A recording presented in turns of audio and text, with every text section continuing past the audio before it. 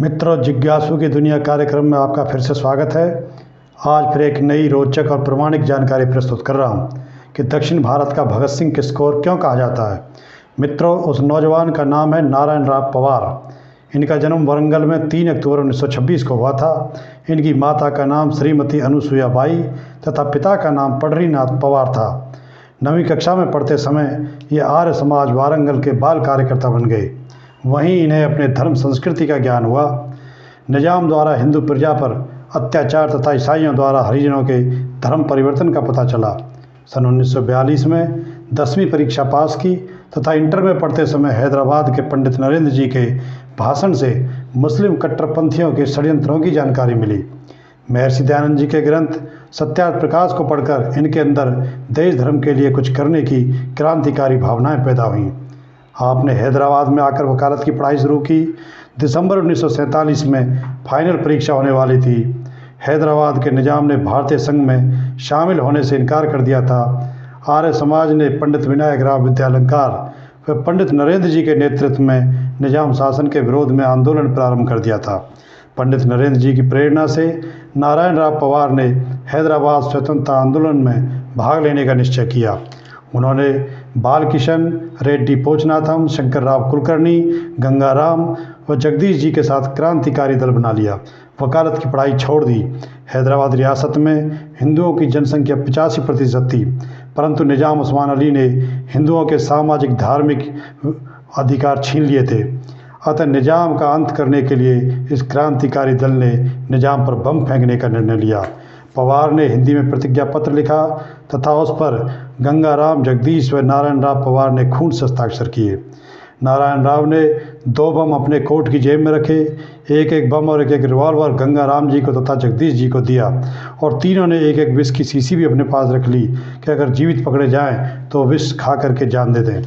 4 दिसंबर 1947 शाम 5 बजे निजाम उस्मान अली अपनी कार में किंग कोठी से ऑल सेंट्स गली रोड पर पहुंचा ही था, तभी नारायण राव ने कार पर बम फेंक दिया। बम कार की खिड़की के फ्रेम से टकराकर सड़क पर गिरा। तेज आवाज़ हुई और रोड के अंदर गड्ढा हो गया। ड्राइवर ने कार वापस दौड़ा दी। निजाम बच गया। नारायण राव पवार को पकड़ लिया गया। पब्लिक ने उन्हें बहुत मारा पीटा। पुलिस कार्यालय में उनको टॉर्चर किया गया, परंतु उन्होंने सारी जिम्मेदारी अपने ऊपर ली और साथियों के नाम नहीं बताए। परंतु बाद में 7 दिसंबर को गंगाराम जी को पकड़ लिया गया। आपने मजिस्ट्रेट को बयान दिया, निजाम भारत देश का सबसे बड़ा गद्दार है, उसका मार देना बहुत आवश्यक है। उन्हें फांसी की सज़ा सुनाई गई। फाइल पर निजाम के हस्ताक्षर होने बाकी थे। तभी 13 सितंबर 1948 को भारतीय सेना ने निजाम हैदराबाद के विरुद्ध पुलिस एक्शन कर दिया। 17 सितंबर 1948 को निजाम ने आत्मसमर्पण कर दिया और military governor Shri JN Chaudhary ने नारायण राव पवार और गंगाराम की फांसी की सज़ा को उम्र कैद में बदल दिया। सरदार पटेल जब हैदराबाद आए तो नारायण राव के पिता श्री पंढरीनाथ पवार ने उनसे कहा कि आप स्वतंत्र होकर राज्य चला रहे हैं, फिर भी मेरा बेटा गंगाराम और नारायण राव पवार जेल में क्यों बंद हैं। सरदार पटेल के हस्तक्षेप के कारण 1 वर्ष 8 महीने बाद इन दोनों को 10 अगस्त 1949 को जेल से मुक्त कर दिया गया।